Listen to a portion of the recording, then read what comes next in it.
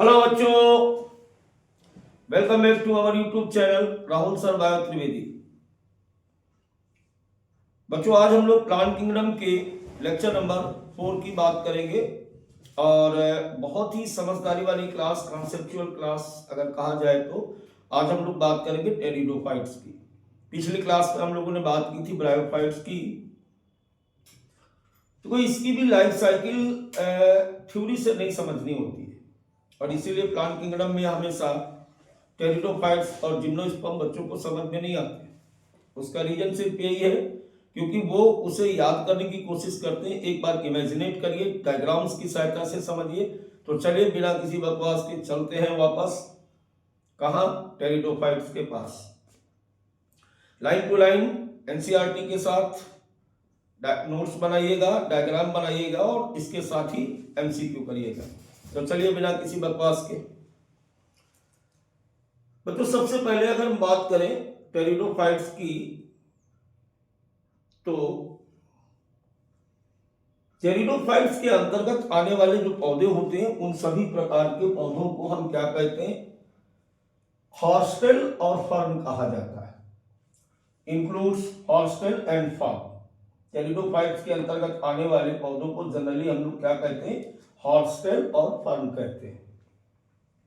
दूसरी एक और बात, जो खास बात जिसमें ये अपने आप को ब्रायोफाइट से एडवांस बनाता है, दो बातें।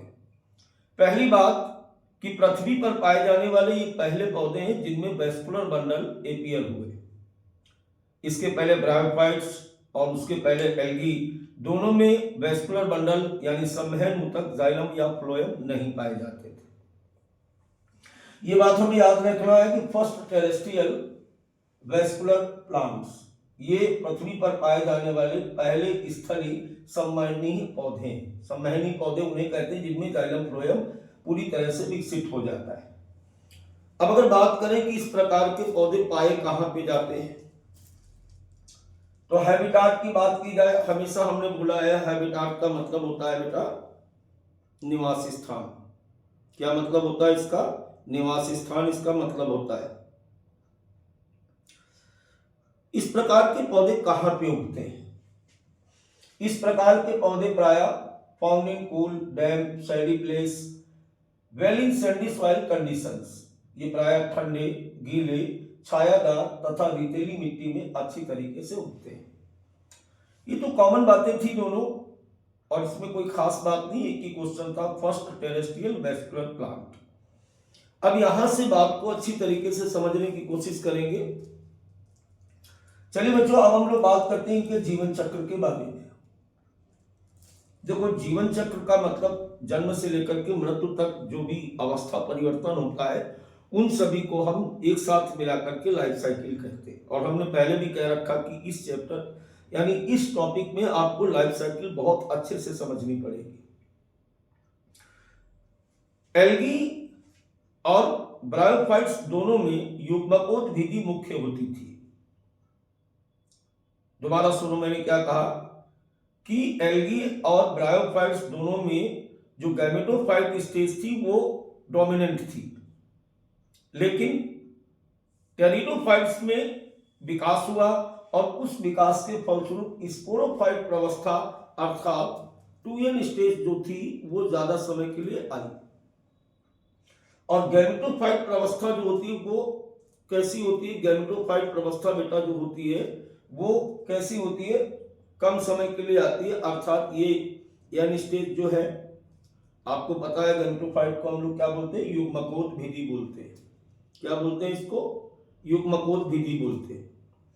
अब इनका जो स्पोरोफाइट होता है वो अधिक समय तक रहती, अर्थात ये मुख्य प्रावस्था है। Differentiated in tissue, differentiated in true roots, stem, leaf, vascular bundle, अर्थात वास्तविक तौर पर जो किसी पौधे में आपको दिखाई देते हैं वास्तविक तना या जड़, तना, पत्ती, संवहन ऊतक, में विभाजित। देखो जितने भी पौधे आपके एनसीईआरटी बुक में बने हुए हैं वो सब के सब स्पोरोफाइट के रूप में बने हुए हैं, यानी पहली बार हम देख रहे हैं। इस बात को अगर हम पीछे से लें तो एल्गी में जड़, तना, पत्ती, पुष्प सम्मेलन तक नहीं पाए जाते थे। ब्रायोफाइटा में जब हम आए तो जड़, तना, पत्ती विकसित हुई, लेकिन गैमेटोफाइट पर पत्ती जैसी रचना वो ट्रू नहीं थी। वास्तविक जड़, तना, पत्ती और सम्मेलन ऊतकों का विकास टेरिडोफाइट से हुआ है। ये बात आपको याद रखनी है। अब अगर हम बात करें पत्तियों की, तो टेरिडोफाइट्स में पत्तियां जो होती हैं वो दो प्रकार की होती हैं।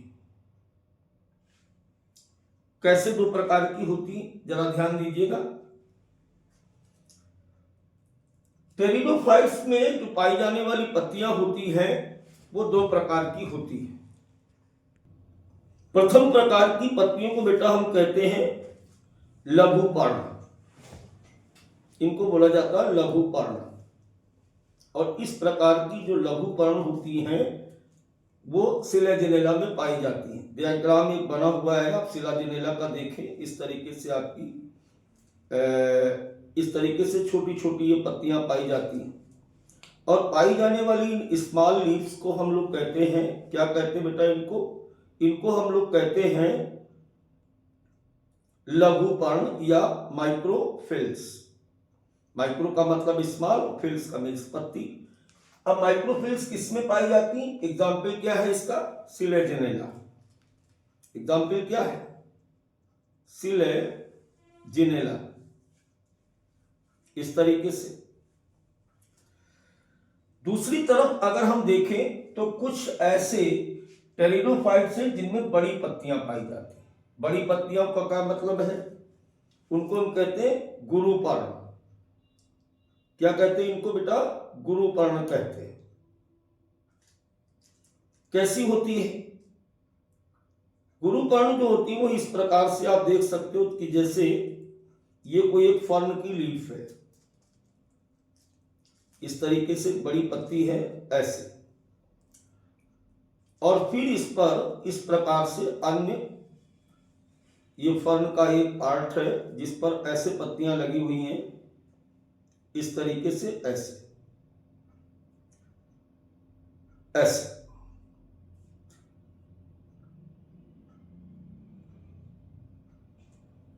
ऐसे तो ये क्या हो गया? अगर एक को हम निकाल के यहां पे दिखाएं आपको, ये पूरी एक लीफ है और इस पर इस प्रकार से ये पत्तियां ऐसे लगी हुई हैं, ऐसे। अब ये सिलाजिनेला की तुलना में बड़ी है कि नहीं? तो इनको हम लोग बोलते हैं गुरुपर्ण।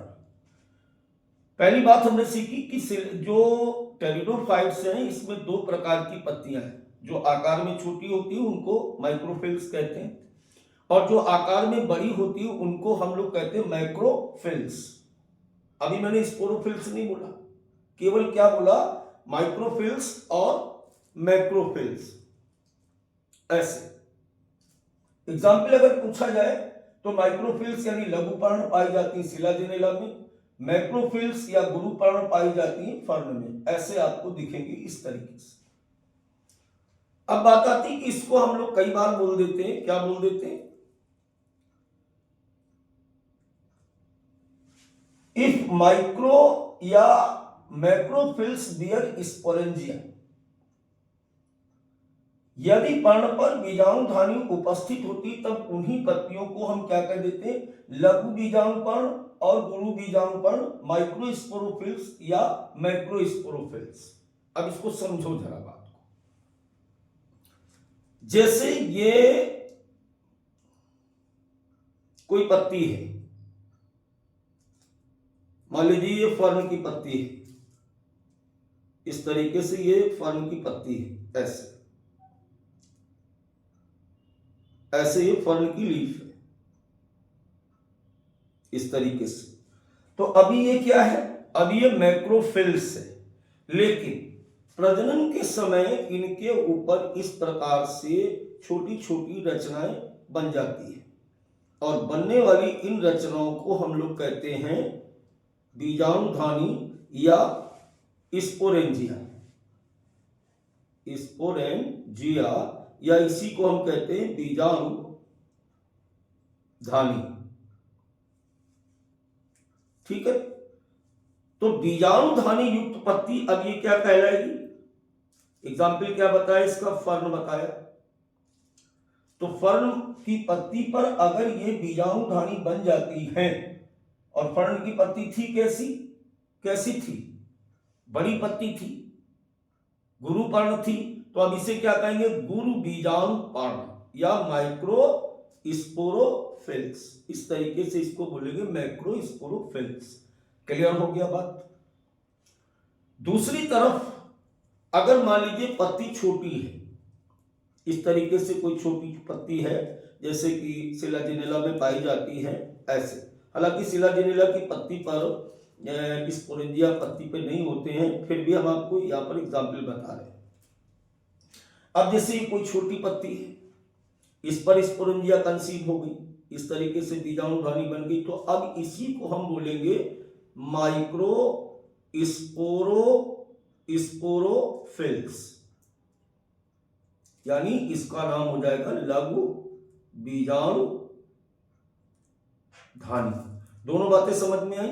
फिर से पूरी बात को समझो। टेरिडोफाइट्स का जीवन चक्र में स्पोरोफाइट ज्यादा समय तक रहती है। स्पोरोफाइट पूरी तरह से वास्तविक तौर पर जड़, तना, पत्ती, सम्मोहन ऊतकों में विकसित होती है। टेरिडोफाइट्स में पाई जाने वाली पत्तियां दो प्रकार की होती हैं। अगर पत्ती आकार में छोटी है तो इसे लघुपर्ण या माइक्रोफिल्स कहते हैं।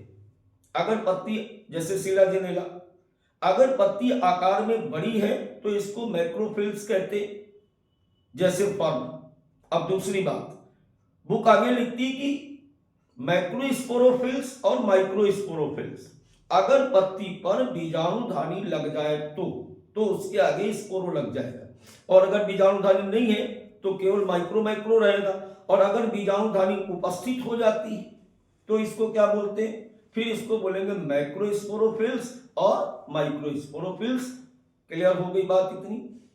कभी कभी क्या देखा गया, इन सम केसेस, कुछ घटनाओं में ऐसा देखा जाता है, इन सम केसेस स्पोरोफिल में form distinct compact structure called strobili और कोन। सिलाजिनेला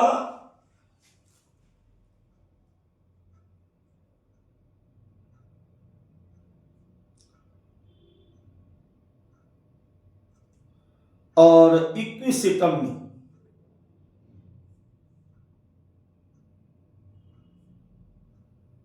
सभी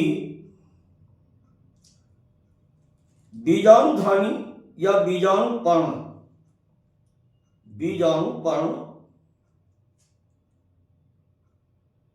आपस में जुड़कर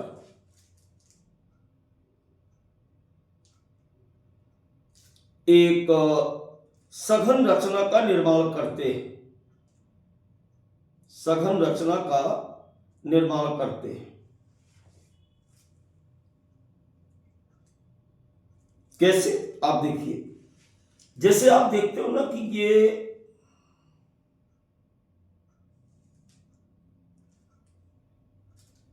ये मान लेते हैं कि इक्विसेटम है, कॉमनली कॉल्ड हॉर्स्टेल, इस तरीके से ऐसे, ठीक है, ये इसका राइजोम है, और इस पर इस प्रकार से ऐसे ये इसकी लीफ लगी होती, बुक में भी डायग्राम बना है, ये इसकी क्या है? लीफ है, ये नोड, और इसी के बीच बीच में ये इंटर नोड, इसको हम कहते हैं इंटर नोड। अब इनकी बीजाणुपर्ण पर, यानी इनकी पत्तियों पर बीजाणुधानी नहीं बनती, बल्कि इस तरीके से बीजाणुधानियां सभी मिल करके इसके अगले भाग पर इस प्रकार से एक कॉम्पैक्ट स्ट्रक्चर बनाती है ऐसे, और इस कॉम्पैक्ट स्ट्रक्चर को वैसे कहां पे पाई जा रही थी, पत्तियों के ऊपर बीजाणुधानियां पाई जा रही थी। इक्विसिटम और सिलाजिनेला में क्या हुआ कि पत्तियों पर न पाई जाकर के स्टेम के अगले भाग पर एक गदा के आकार की सभी बीजाणुधानियां एक साथ उत्पन्न हो गई, और अब इसको क्या बोला गया, इसी को हम कहते हैं स्ट्रोबाइली या कोन। स्ट्रोबाइली या इसी को हम कहते हैं बेटा कोन। तो इतनी बात समझ में आ गई। 3 तरीके से स्पोरेंजिया कंसीव की जाएंगी, मैक्रोस्पोरोफिल्स, माइक्रोस्पोरोफिल्स और स्ट्रोबाइलस। अलग अलग एग्जाम्पल सबको बता दिया गया। अब चलते हैं इसके जीवन चक्र के बारे में, और इसे बहुत अच्छे से आपको समझना पड़ेगा। चलिए बात करते हैं आगे। हम लोग किसकी बात करें, इसके जीवन चक्र के बारे में बात करते हैं। देखो, जैसा कि अभी आपको बताया जा रहा था कि इसमें पाई जाने वाली जो लाइफ साइकिल है वो स्पोरोफाइट मुख्य होती है, और गैमेटोफाइट अवस्था केवल कुछ समय के लिए आती है। ठीक है, तो चलिए देखते हैं किस प्रकार से ये अपना जीवन चक्र पूरा करते हैं।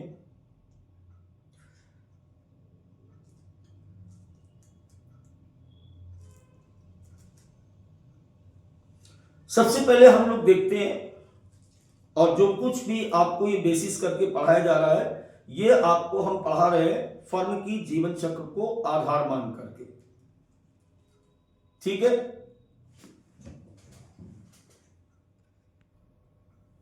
अब जैसे मैंने अभी क्या कहा कि इसका जीवन चक्र जो हम पढ़ा रहे हैं वो सभी में लागू होगा, यही बुक में लिखा हुआ है, लेकिन यहां पर हम फर्म को बेसिस मान करके चलेंगे। जैसे एक ये फर्म की क्या है, मैक्रोफिल्स है। ठीक है, अब क्या हुआ, जब ये प्रजनन के लिए तैयार हो गए, रिप्रोडक्शन के समय क्या हुआ, इन्हीं पत्तियों पर इस प्रकार से बहुत सारी ये क्या बन गई, बोलो भाई बेटा, ये बन गई बीजाणुधानी। यहां पर ये स्पोरेंजिया आ गए। क्या आ गए, ये स्पोरेंजिया आ गए, और स्पोरेंजिया युक्त पत्ती को अब हम लोग क्या बोलते हैं, मैक्रो स्पोरोफिल्स। इसी को हम बोलेंगे मैक्रोस्पोरोफिल्स। क्लियर हो गई बात इतनी। पहले केवल क्या थी, मैक्रोफिल्स थी। प्रजनन के समय क्या हुआ, इस पर स्पोरेंजिया या बीजाणुधानी बन गई, और बीजाणुधानी के बनने के बाद अब इसे कहते हैं गुरु बीजाणुपर्ण। चलिए, अब एक स्पोरेंजिया को बाहर निकाल लेते हैं। प्रत्येक स्पोरेंजिया पत्ती पर इस प्रकार से ऐसे लगी हुई है, ऐसे, और इसके अंदर बहुत सारी ऐसी सेल्स पाई जाती है। ऐसे क्या पाई जाती, सेल पाई जाती। ये हमारी क्या है, स्पोरेंजिया। ये हमारी क्या है, बीजाणुधानी। और बीजाणुधानी के अंदर ये पाई जाती हैं spore mother cells. Spore mother cell, Hindi क्या बोलेंगे, बीजाणु मात्र कोशिकाएं। इन बीजाणु मात्र कोशिकाओं में क्या होता है, मियोसिस, अर्धसूत्री कोशिका विभाजन। क्या होगा बेटा, अर्धसूत्री कोशिका विभाजन होता है, और इसके फलस्वरूप इसके अंदर यानी बीजाणुधानी के अंदर कुछ समय पश्चात इस प्रकार से बहुत सारे स्पोर दिखाई देते हैं, बीजाणु बन जाते हैं। क्या बन गए, ये स्पोर बन गए, ये बन गए बीजाणु। क्लियर हो गई इतनी बात, दोबारा से समझो। सबसे पहले एक प्लांट होता है, जो प्लांट बड़ा हो रहा है उस समय केवल पत्ती होती है, इसको मैक्रोफिल्स या माइक्रोफिल्स कहते हैं, दोनों में ऐसे ही होगा। प्रजनन के समय पर पत्तियों की ऊपरी सतह पर बीजाणुधानी जन्म लेती हैं और बीजाणुधानी युक्त पत्तियों को हम मैक्रोस्पोरोफिल्स या माइक्रोस्पोरोफिल्स कहते हैं। अगली बात, प्रत्येक बीजाणुधानी एक गोल इस प्रकार से रचना है जिसके अंदर बहुत सारी बीजाणु मात्र कोशिकाएं होती हैं। अब ये बीजाणु मात्र कोशिकाएं अर्धसूत्री कोशिका विभाजन के द्वारा स्पोर या बीजाणुओं को बनाती है। क्या बनाती है? स्पोर या बीजाणु को बनाती है, बीजाणु को बनाती है। अब बेटा ये जो स्पोर होते हैं ना, ये इस प्रकार से ऐसे बाहर आ गए, ऐसे। ये कैसे हैं? ये अगुणित है। अगुणित जानते हो ना, एन, क्योंकि ये यहां से कौन सी स्थिति स्टार्ट हो गई? गैमेटोफाइट। जैसे एन हुए, हैप्लॉइड हुए, इनके हैप्लॉइड होते ही ये क्या हो गए? एन स्टेज आ गई। मियोसिस के बाद जितनी भी अवस्था होती है उन सब पूरी अवस्था को हम क्या कहते हैं? अगुणित प्रावस्था। तो इसके बाद मियोसिस यहाँ पे हुआ, इसके बाद ये अगुणित प्रावस्था की ओर चल दिए। क्लियर हो गई इतनी बात?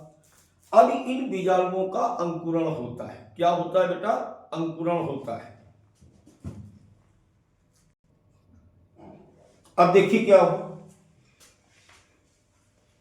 स्पोर का अंकुरण हुआ और स्पोर के अंकुरण के बाद एक हृदयाकार रचना का जन्म हुआ। ये यहां पर स्ट्रक्चर बना, ये हृदयाकार रचना, इसके बाद इससे ये हृदयाकार रचना बन गई। इसे हम कहते हैं प्रोथाइलस। क्या कहते हैं इसको? इसको हम कहते हैं प्रोथाइलस।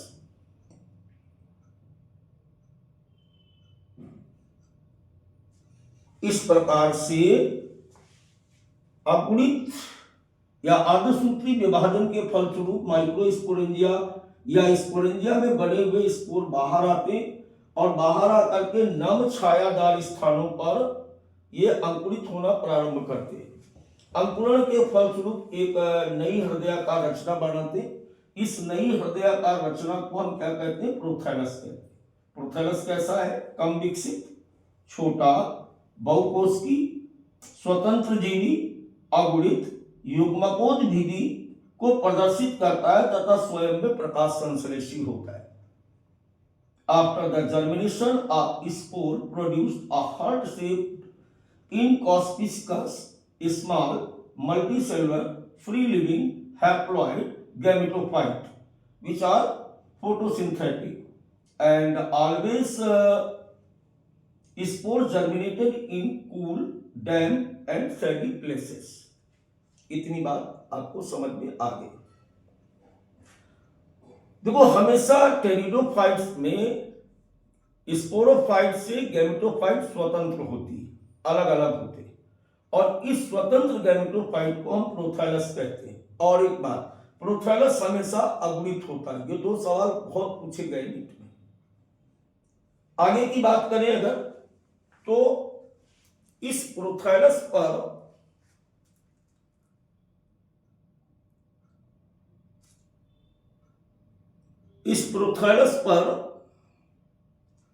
इसके अगले भाग पर इस प्रकार से यहां पर ये देख रहे हैं ना, हम बना रहे हैं यहां पे ऐसे ऐसे, ये बनती हैं आर्चिगोनिया। क्या बनती है? आर्चिगोनिया। और इसके निचले भाग पर यहां पर इस प्रकार से ये बनते हैं। ये क्या बनते हैं? ये बनते हैं एंथ्रीडिया। इनको हम कहते हैं एंथ्रीडिया। आर्चिगोनिया क्या है? मादा प्रजनन अंग है। एंथ्रीडिया क्या है? नर प्रजनन अंग है। इस तरीके से ऐसे, यानी प्रोथैलस पर ही दो अलग अलग प्रकार के प्रजनन अंग जमा होते। एक बात ध्यान रखना, चलो वो मैं अलग से बताता हूं, अभी थोड़ी देर बाद हेटेरोस्पोरी और होमोस्पोरी पर अलग बात करेंगे। पहले एक बार पूरा फंडामेंटल क्लियर करिए। आर्चिगोनिया बन गई, एंथ्रीडिया बन गई, अब आर्चिगोनिया इस प्रकार से फ्लास्क के आकार की संरचना है। अगर इसकी बात करें तो ये इस तरीके से फ्लास्क के आकार की रचना है। एंथीरिया जो होते हैं वो इस प्रकार से ऐसे गोल रचनाएं होती हैं और इनके अंदर इस प्रकार से बहुत सारे मेल गैमेट्स ऐसे बनते हैं। इसको हम कहते हैं एंथ्रोजॉइड्स। एंथ्रोजॉइड्स या बेटा इसी को कहा जाता है, क्या कहते हैं इसको, नर युग्मक। और इसके अंदर ये एग होता है। एग का मतलब क्या होता है, मादा युग्मक, इसे कहते हैं मादा युग्मक। अब ये यहां से चल करके इसको ऐसे निषेचित करेगा। क्या करेगा, निषेचन, फर्टिलाइजेशन।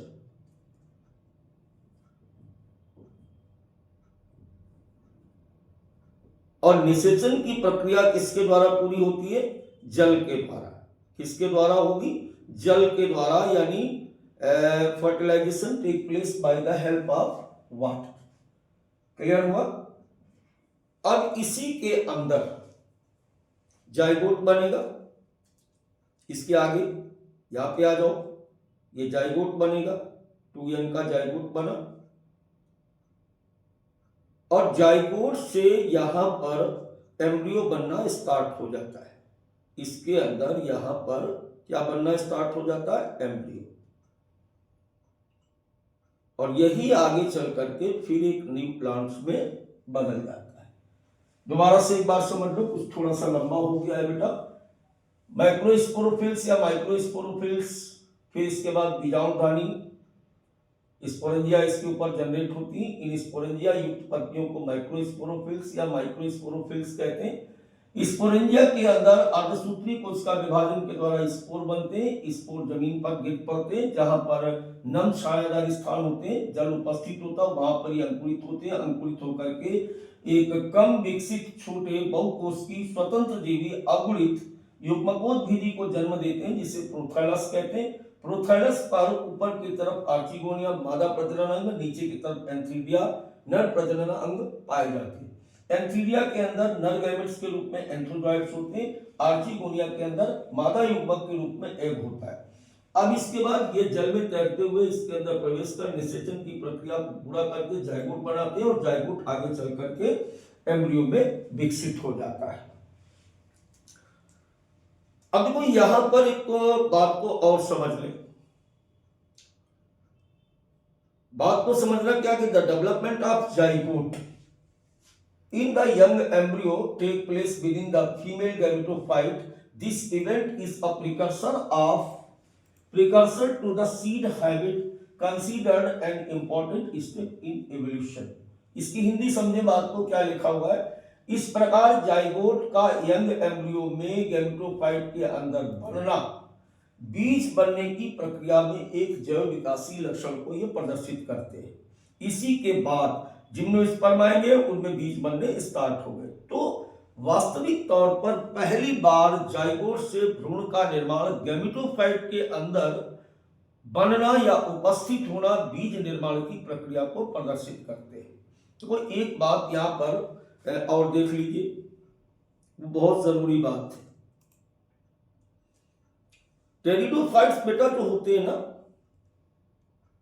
टेरिडोफाइट्स दो प्रकार के होते हैं। एक तो होते हैं होमोस्पोरस और एक होते हैं हेटेरोस्पोरस।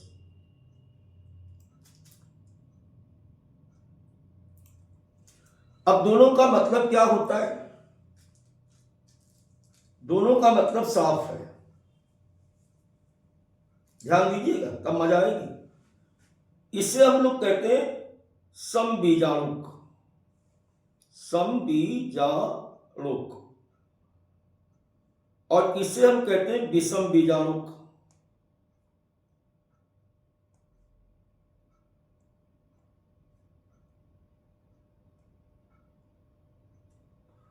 बहुत प्यार से अच्छे से समझेंगे।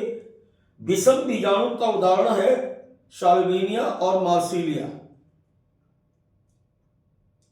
साल्विनिया और मार्सिलिया। और विषम बीजाणुक, सम बीजाणुक का उदाहरण है फर्न। अभी जो हम पढ़ रहे थे वो सम बीजाणुक था। अब इन दोनों का मतलब क्या होता है? देखो अभी हमने क्या पढ़ा, पहले हम होमोस्पोरी समझते। होमोस्पोरी समबीजाणुकता, जब बीजाणुधानी में एक ही प्रकार के स्पोर बने, एक प्रकार के बीजाणु बनते हैं। कैसे? जैसे ये हमारी बीजाणुधानी है ऐसे, और इसके अंदर सारे बीजाणु एक जैसे बने, ऐसे समान आकार के हो, और सभी के अंकुरित होने के बाद जो प्रोथैलस बने, वो मान लीजिए ये प्रोथैलस है, ये प्रोथैलस बने, इस तरीके से प्रोथैलस बने, और इस पर यहाँ पे आर्चिगोनिया और यहाँ पर एंथीडिया बने, ये एंथीडिया बने और ये यहाँ पर आर्चिगोनिया बने। तो जैसे कि अभी पढ़ा पीछे, ये कहलाती है समबीजाणुकता या होमोस्पर्मी। कहने का मतलब ये जो आप देख रहे हो ना, ये all sports are same same.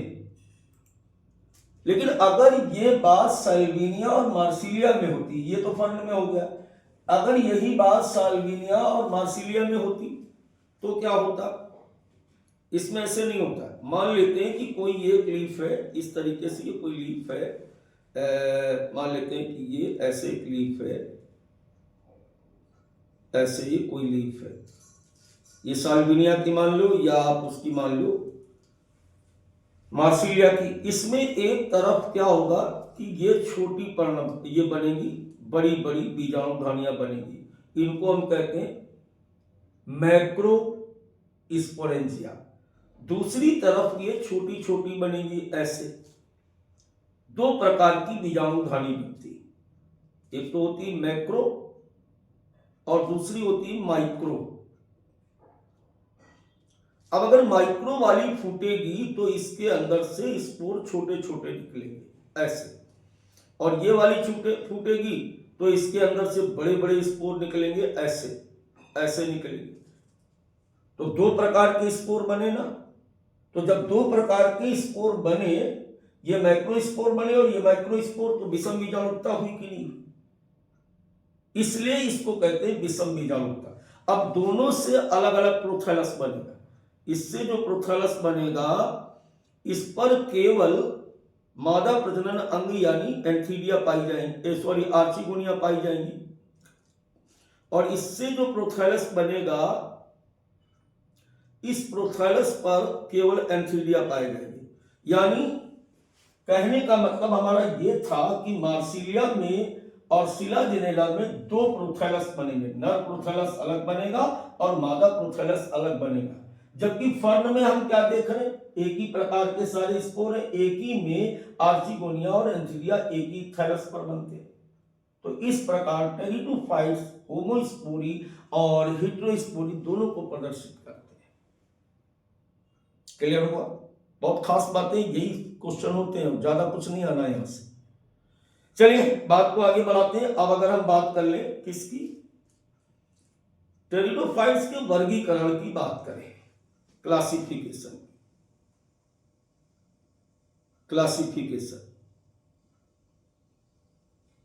तो स्वयं में टेरिडोफाइट्स क्या है? एक डिवीजन है, एक प्रभाग है। इस प्रभाग को 4 वर्गों में अर्थात 4 क्लास में बांटा गया है। कौन कौन से 4 क्लास है? Psilopsida, Lycopsida, Sphenopsida, Pteropsida. Psilopsida, Lycopsida, Sphenopsida, Pteropsida. बोलो हमारे साथ, अभी याद हो जाएगा। Psilopsida, Lycopsida, Sphenopsida, Pteropsida. Psilopsida, Lycopsida, Sphenopsida, Pteropsida. अब साइलोप्सिडा साइलोटम, इसका एग्जाम्पल है Psilopsida Psilotum, Psilopsida Psilotum, Lycopsida Selaginella, Lycopodium. Selaginella, Lycopodium, Lycopsida के एग्जाम्पल है। Sphenopsida Equisetum, Sphenopsida Equisetum, Pteropsida, Dryopteris, Pteris और एडियंटम, ये इसके एग्जाम्पल आपको याद करने पड़े। अब बेटा अगर हम बात करें इसके इकोनॉमिक इंपॉर्टेंस की, मनुष्य के लिए इनका क्या उपयोग है, तो इनका मेडिसिनल पर्पस होता है, दवा के रूप में प्रयुक्त किए जाते हैं, सॉइल बाइंडर्स हैं, भूमि के कटाव को रोकते हैं, और हमारे यहाँ घरों में इनको हम फर्न वगैरह को सजावटी पौधों के रूप में उगाते हैं। So they show very little economic importance for the human beings. तो मैं समझता हूं कि सारे क्वेश्चंस आपके यहाँ से हो जाएंगे, बस इसकी लाइफ साइकिल को विशेष तरीके से समझिएगा। होमोस्पोरी, हेटेरोस्पोरी के एग्जाम्पल याद कर लेना, और जो अभी आपको क्लासेस बताए गए हैं उनके एग्जाम्पल से याद करना है, ठीक है। तो फिर मिलते हैं एक नई क्लास के साथ, और नई क्लास होगी हमारी जिम्नोस्पर्म। तब तक के लिए बाय बाय।